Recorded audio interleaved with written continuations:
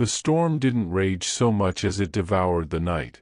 Rain fell in thick, punishing sheets, a relentless percussion against the roof and windows of the isolated house. Inside, the world was reduced to a small, warm pool of lamplight, the silence a familiar comfort to the woman who resided there. Elara was a creature of quiet routines, her solitude a carefully constructed fortress.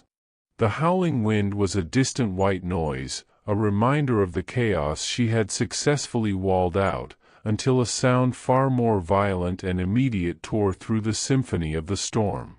It was not thunder. It was the sickening, metallic shriek of a high-speed impact, the crunch of fiberglass and steel giving way to the immovable force of an ancient oak tree. The sound was close, too close, right on the edge of her property. For a moment, she remained perfectly still, a book poised in her hand, her heart a frantic drum against her ribs. Instinct, an old, dusty part of her she thought long buried, warred with a deep, primal fear. To go out was to invite the unknown, to shatter the fragile peace she had built. But the image of twisted metal and the silence that followed the crash was more compelling than any fear. Grabbing a heavy flashlight and a woolen blanket, she plunged into the maelstrom. The wind snatched her breath away.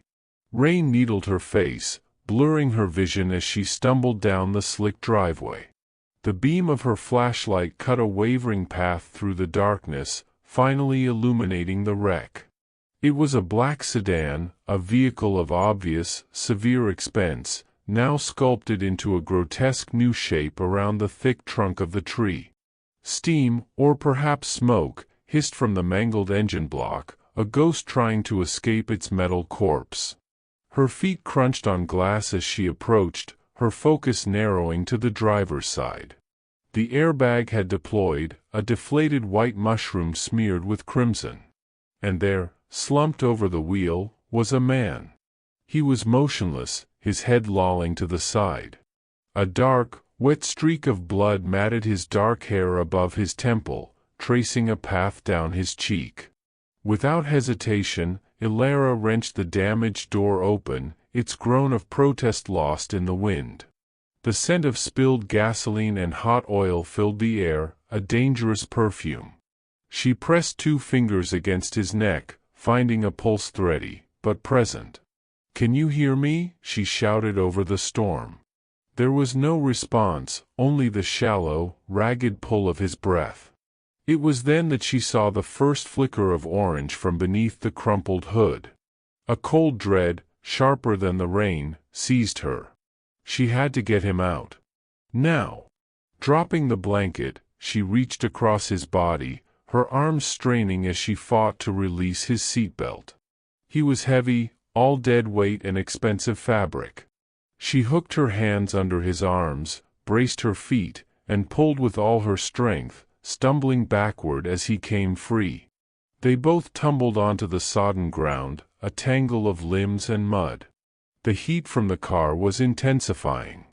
Gritting her teeth, she dragged him, inch by agonizing inch, up the slight incline of her driveway, away from the wreck. She had just cleared the edge of the gravel when the fire took hold, flames erupting from the engine with a vengeful roar, casting monstrous, dancing shadows around them. Inside her home, with the door shut against the storm and the growing inferno, the world shrank again. She laid him on the rug before the fireplace, her own breath coming in ragged gasps. Water pooled around them. Her medical training, a relic from a life she had abandoned, surfaced with cool, clinical precision. Concussion, possible broken ribs, external bleeding. She fetched her kit, her movements efficient and practiced. As she knelt beside him, cleaning the gash on his head with antiseptic, his eyes fluttered open. They were not the confused eyes of a concussed man.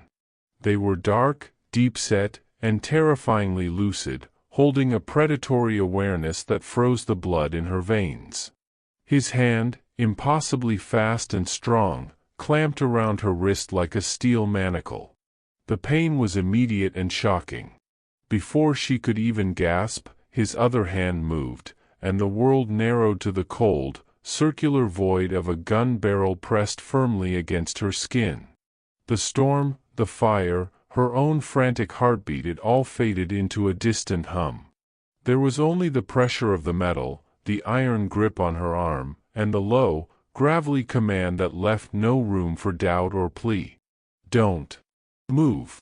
The world had been reduced to a single, terrifying point of contact, the cold, unyielding circle of steel pressed against her temple. Time did not slow down so much as it fractured, each second stretching into a small eternity.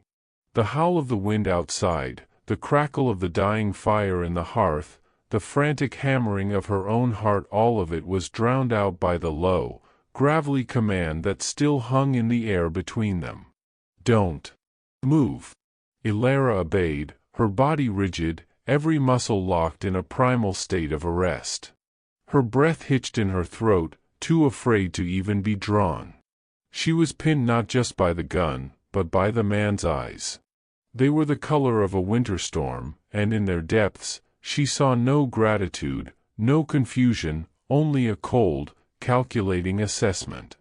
He was weighing her life with the detached focus of a predator.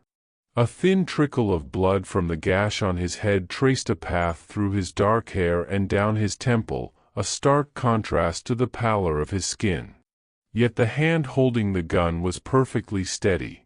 "Finish it," he ordered, his voice a raw scrape of sound, yet imbued with an authority that brooked no argument.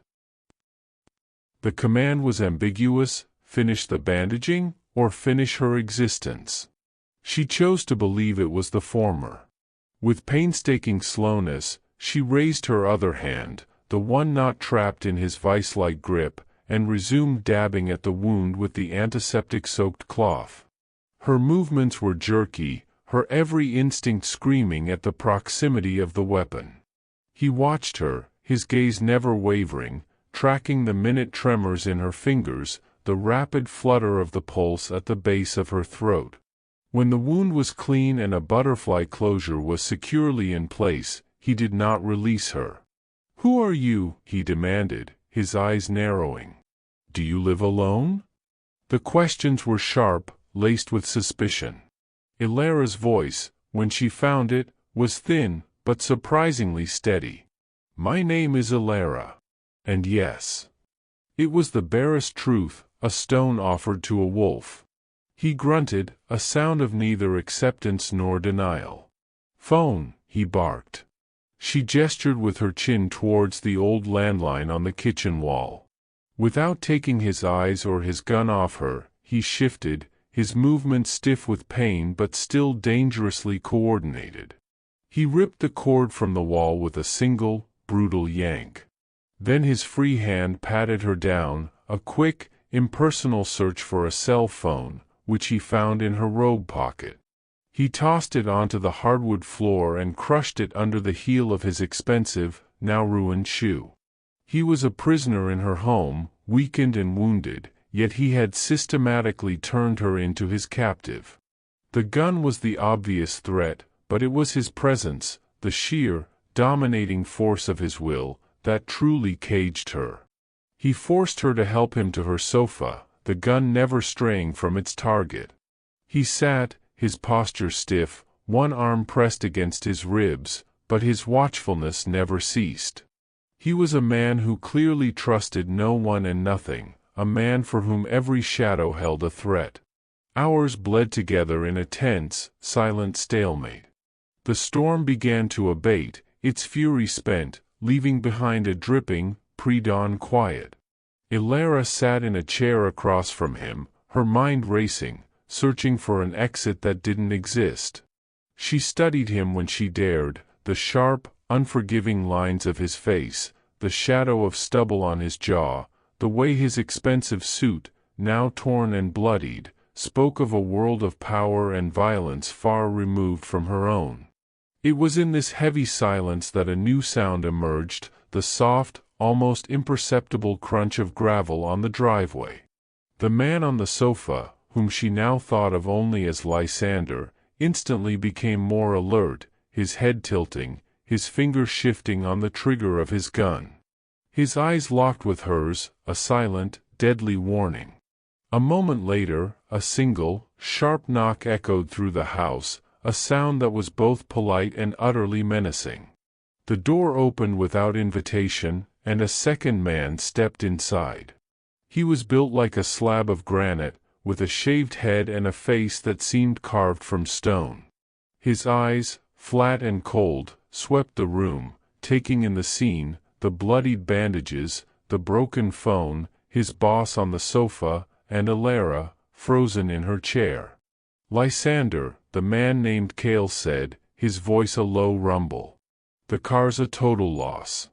The Rossi family had a hand in this, I'm sure of it." His gaze then settled on Elara, and a flicker of pure, unadulterated menace passed through his eyes. "And the witness?" he asked, his tone implying a simple, final solution. Lysander didn't look at her. He kept his stormy eyes fixed on his lieutenant. "She pulled me from the wreck. The car was on fire." Cale's expression did not change. "A complication. A liability. We should tidy up this loose end. It's the only way to be sure." Elara's blood ran cold. This was it. This was how her story ended, in her own home, a victim of a kindness she never should have offered. She held her breath, waiting for the nod, the single gesture that would be her death warrant. But it didn't come. Lysander was silent for a long moment, his gaze drifting from Cale to her, studying her as if seeing her for the first time. He saw the fear, yes, but he also saw the defiance simmering beneath it, the quiet strength that had kept her from breaking down. "No," Lysander said, the word final and absolute. "She is my debt." He finally looked directly at Elara, and in his eyes, she saw a new, terrifying possessiveness. "She comes with us." The words were not an invitation, they were a sentence. Her life, her solitude, her peace, it was all over. She was no longer a person, she was a belonging, a debt to be collected, and her gilded cage had just been traded for one of cold, hard steel. The transition from her secluded world to his fortified one was a study in violent contrasts. The car ride was a silent, pressurized journey into the heart of a city she rarely visited, ending in the subterranean garage of a sleek, anonymous skyscraper that pierced the pre-dawn sky. The elevator did not require buttons. Cale used a key, and it ascended with a hushed, powerful hum directly into the penthouse. When the doors slid open, Elara was met not with a home, but with a lair. The space was vast, a monument to minimalist opulence and brutalist security. Floor-to-ceiling windows offered a breathtaking, dizzying panorama of the waking city, but the glass was, she knew instinctively, impenetrable. The air was still and cool, mechanically circulated, devoid of the scent of rain-drenched earth and old books that had filled her house. It was the air of a place that had never known a lived-in life. This was her new cage, a gilded prison of polished concrete, rich leather, and stark art. Her assigned suite was larger than her entire house, containing a bedroom, a lavish bathroom, and a sitting area, all devoid of any personal touch. The door had no lock on the inside. Cale stationed himself outside her room, a silent, granite sentinel whose presence was a constant reminder of her status. She was a possession, an object of curiosity, a problem to be managed. Lysander, however, treated her with a new, unsettling formality. He provided for her every material need, clothes that fit her perfectly, books, exquisite food delivered by a silent staff, but he withheld the one thing she craved, her freedom. The excuse was always protection, a word that tasted like ash on her tongue. Protection from the Rossis, from the world, from the consequences of his own dangerous life. Their interactions became a complex and exhausting dance. He would summon her for dinner in the stark, formal dining room, the long table stretching between them like a chasm. At first, these meals were silent, tense affairs. He would watch her, his stormy eyes missing nothing, the way she held her fork, the slight tremor in her hand, the defiant set of her jaw. He began to ask questions, not the brutal interrogations of the first night, but pointed, intelligent probes into her thoughts, her past, her opinions on obscure topics. He was testing her, measuring the mind behind the fearful eyes. Elara, her spirit refusing to be completely broken, answered with a sharp, reluctant honesty that seemed to both surprise and intrigue him. She did not simper or flatter, she argued. She challenged his cynical worldview with a quiet, stubborn logic that he clearly found novel. He was a man surrounded by sycophants and soldiers, and her lack of pretense was a strange, compelling currency. The forced proximity bred a dangerous intimacy. She began to see past the monster to the man, the sharp, strategic intellect, the twisted code of honor that bound him to his men and now, inexplicably, to her. She noticed the slight weariness in his eyes when he thought no one was looking, the isolation that came with his absolute power, a mirror of her own chosen solitude, yet infinitely more profound. He, in turn, saw past the terrified woman he had dragged from her home. He saw her resilience, her perceptive silence, the core of steel that had allowed her to survive the initial shock of her capture. The air between them grew thick with unspoken things, a current of mutual fascination that was as terrifying as it was undeniable. This fragile, twisted equilibrium was shattered one evening by the sudden, violent cacophony of shattering glass and the staccato roar of gunfire. An assassin from the Rossi family, using a rappel line from the roof, had breached the fortified window of the main living area. Elara had been reading in her suite. The sound was like a bomb detonating in the silent penthouse. Before she could even process the noise, her door was thrown open and Lysander was there, his face a mask of cold fury. He didn't speak, he simply grabbed her arm and shoved her, not ungently, into the reinforced concrete recess of the hallway, putting his body between her and the chaos. The ensuing firefight was a deafening, brutal affair of shouted commands and returning fire from his guards.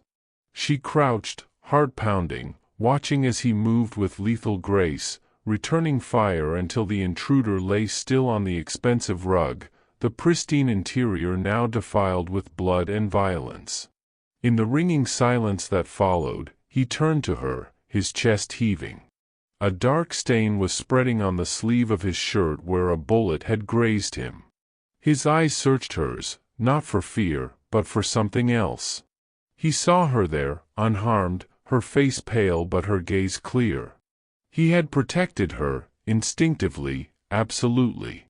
Later, in the aftermath, as the guards secured the perimeter and the bulletproof shutters descended over the broken window, she found the first aid kit and went to him.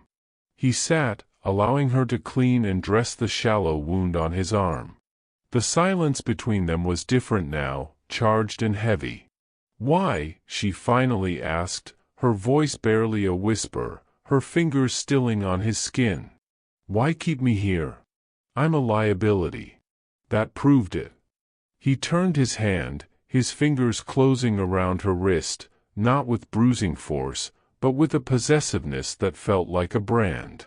His gaze was dark, intense, and utterly consuming.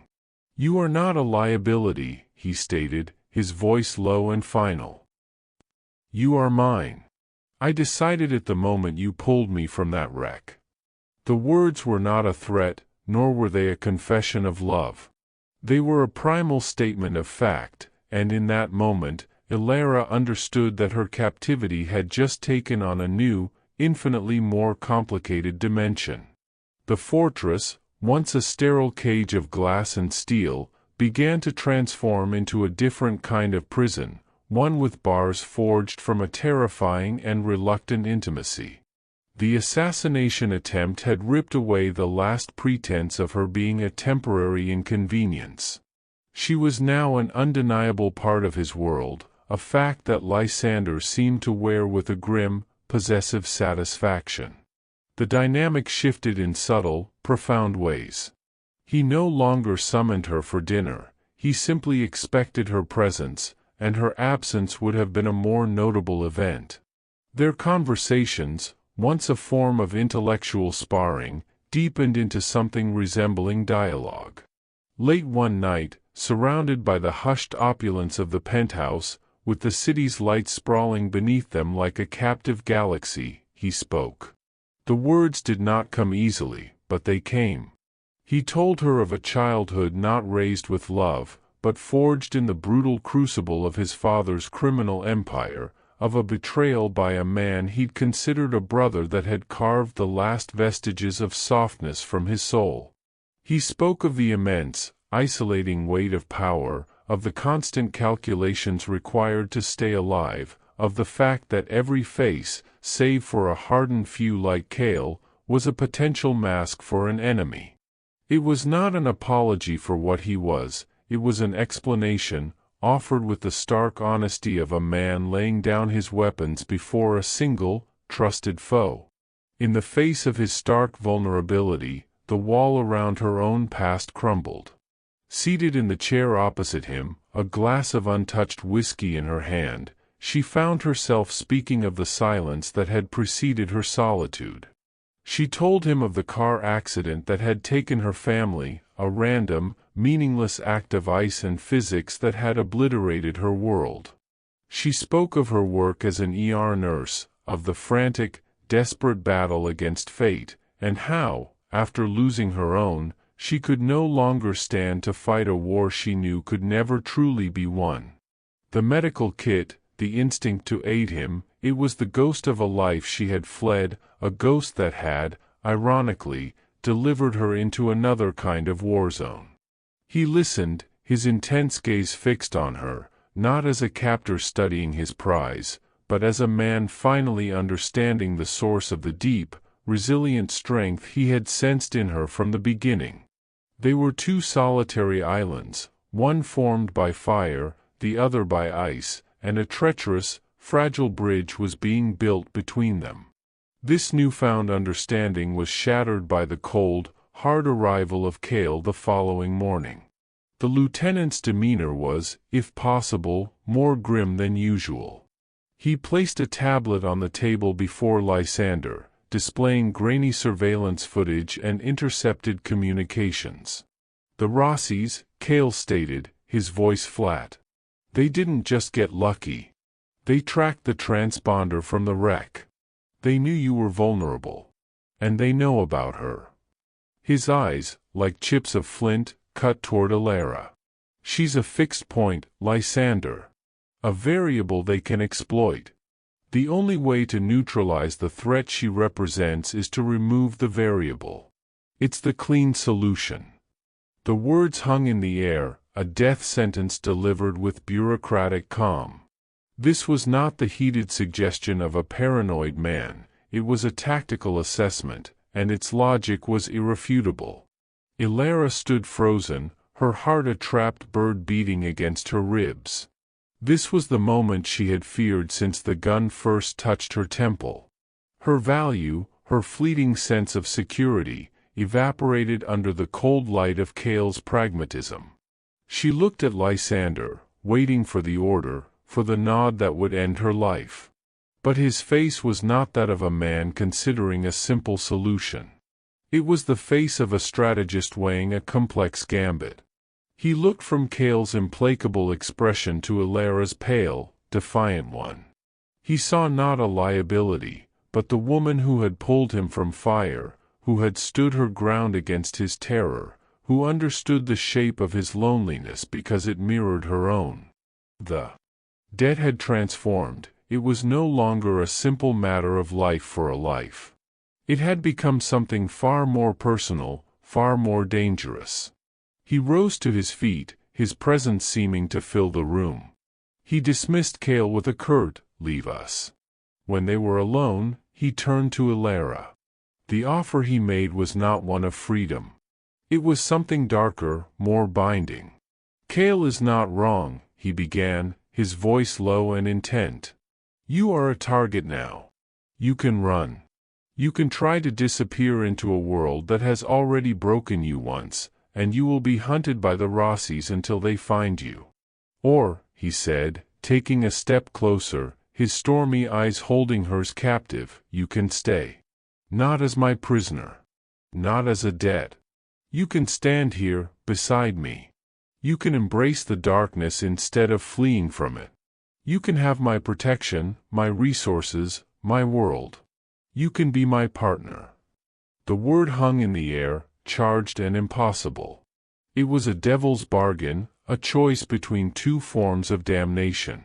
One offered a fleeting, terrified freedom ending in a gutter. The other offered power, purpose, and a place at the side of the monster who had, against all reason, become her only anchor in the storm. She looked at the hand he did not extend, at the future he laid bare, and made her choice. "I stay," she said, the two words sealing her fate, binding her to him in blood and shadow. The words, "I stay," did not simply hang in the air, they sank into the very foundations of her being, a seismic shift that irrevocably altered her landscape. The gilded cage was not broken open, she was given the key to its door, and she chose, with clear-eyed finality, to lock it from the inside.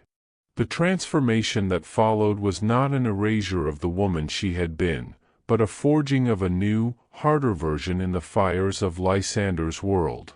The quiet, observant Elara remained, but now her observations were tactical. She learned the intricate hierarchies of his organization, not through brute force lessons, but by listening, by watching the subtle interplay of power and fear among his men. She saw the gaps in their thinking, the blind spots created by arrogance and tradition. And she began to speak. At first, her suggestions were met with silent skepticism from Lysander and open contempt from Kale. But her insights, born of a perceptive mind unclouded by a lifetime of violence, proved unerringly accurate. She was not a soldier, but a strategist. The fear she had initially inspired as a loose end was gradually replaced with a wary, grudging respect. She was no longer the captive in the penthouse, she was a fixture, an asset, the boss's singular and confounding obsession. Lysander, in turn, was a man transformed by her choice. The possessive obsession that had driven him to keep her alive calcified into something deeper, more dangerous, and infinitely more real. It was a dark, all-consuming devotion, a trust he had never granted to another soul. He did not hide the brutal mechanics of his empire from her, he laid them bare, discussing strategies and retaliations with her as if she had always been there. Their partnership was a silent, efficient dance of complementary strengths, his ruthless power and her cunning foresight. The connection between them, once a twisted thread of debt and fear, was now a taut cable of shared purpose and understood darkness. They were two halves of a single, formidable entity, their love not a gentle thing, but a weapon they sharpened together. The final confrontation, when it came, was not a surprise, but an inevitability. Silas, the unhinged head of the Rossi family, had grown impatient with failed assassinations and eroded territories. He gathered his remaining forces and launched a full-scale, desperate assault on Lysander's compound, a chaotic, bloody siege designed to overwhelm through sheer, brutal force. The world dissolved into a hellscape of screaming alarms, the staccato thunder of automatic gunfire, and the acrid smell of smoke and cordite. Elara did not hide in the reinforced safe room. Armed with a comms unit and a detailed knowledge of the penthouse's defensive layout, a knowledge she had meticulously acquired, she became Lysander's. Eyes in the storm, her calm voice in his ear guiding flanking maneuvers and pinpointing weaknesses in the Rossi assault. She was the unshakable center of his chaotic world.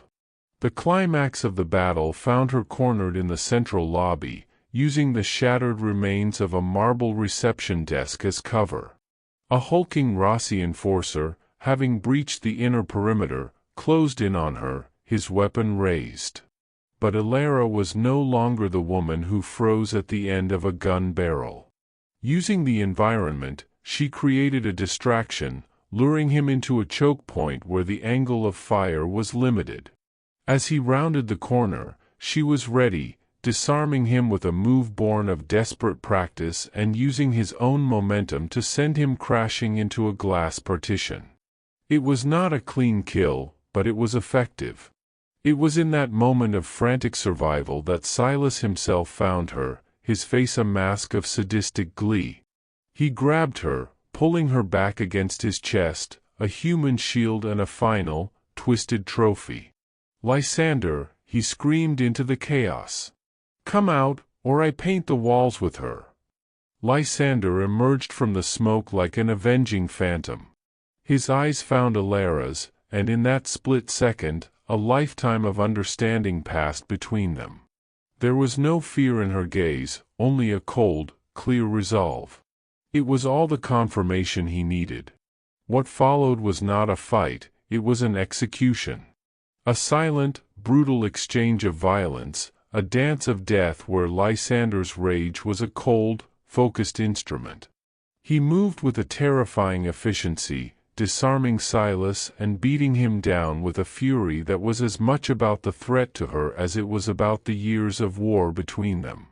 When it was over, Silas lay broken at his feet, and the last of the gunfire sputtered and died. The silence that returned was heavier now, thick with the smell of blood and victory. Standing amidst the wreckage of his domain, surrounded by the evidence of the carnage they had just survived, Lysander turned to Elara. His clothes were torn, his knuckles bloodied, his chest heaving. He did not offer her pretty words or apologies for the man he was. He did not speak of a future in the light, for they had both chosen the shadows. He simply looked at her, his equal in every way that mattered, and extended a single, blood-stained hand. His voice was rough, stripped bare of everything but a raw, undeniable truth. "The world is ours now," he said, the statement echoing in the cavernous room. "If you want it." Elara looked from his hand to his face, at the monster who had become her sanctuary, the destroyer of her old life who had given her a new, powerful one in its place. Her own hands were smeared with grime and another man's blood, a testament to the path she had willingly chosen. She did not hesitate. She placed her hand in his, her grip as firm as his own. The debt was paid, not in freedom, but in a shared crown of darkness. Theirs was a love written in blood and fire, a story not of redemption, but of conquest. Did Elara and Lysander's dark union captivate you? Their story of twisted love and brutal power is just one of many. To ensure you never miss a tale of dangerous passions and forbidden alliances, subscribe to the channel. Dive deeper into the shadows where love and obsession collide. Subscribe now.